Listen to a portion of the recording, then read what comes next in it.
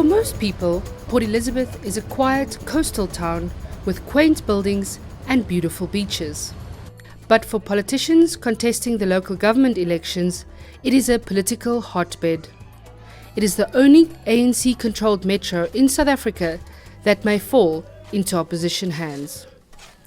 The Congress of the People, COPE, had a strong showing here during the 2009 elections, but the party's demise makes the elections in the Nelson Mandela Bay Metro a two-horse race between the DA and the ANC.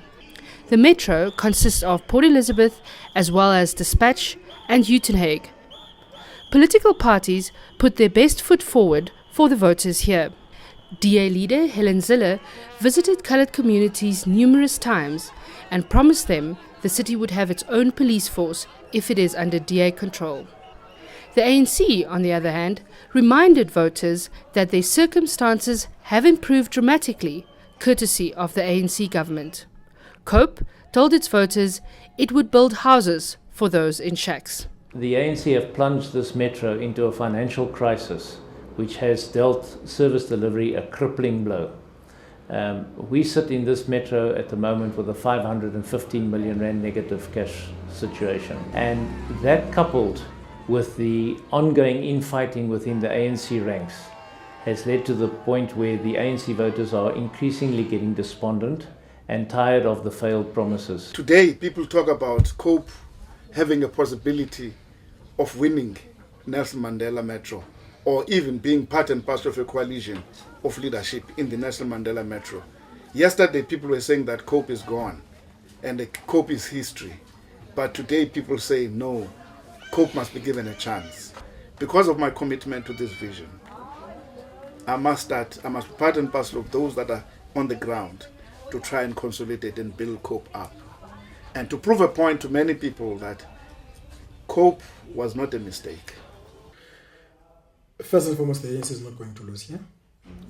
We've made our analysis, we've made our calculations, and we are spot on. The target is 85%. That is what we have set up ourselves for. And even the kind of campaign that we're pulling, you can say that it is a campaign that is actually looking at that. We are doing that by ensuring that we have an intensive voter conduct through the door-to-door. You won't hear us having public meetings, you won't see us having public gatherings, because we want to speak to the actual voters. Before there is a national conference, they will flock here because they know for a fact that the metro and whole of the Eastern Cape has got big numbers, and therefore they want to capture the branches. And in doing so, they even give out monies to people and buy branches and do all that, corrupting the very structures of the ANC for personal aggrandizement and for personal gains. But if you can follow on what the DA is doing, the DA is renting crowds. It is renting crowds with allegations that people are paid 75 rands, they are given T-shirts, they are given food parcels after events, just to show Madam Zille that she's got some following. Fraud and corruption is very rife in this municipality. There are two huge forensic investigation reports, the Kabusa report and the Ramati Fivers report, that is outstanding.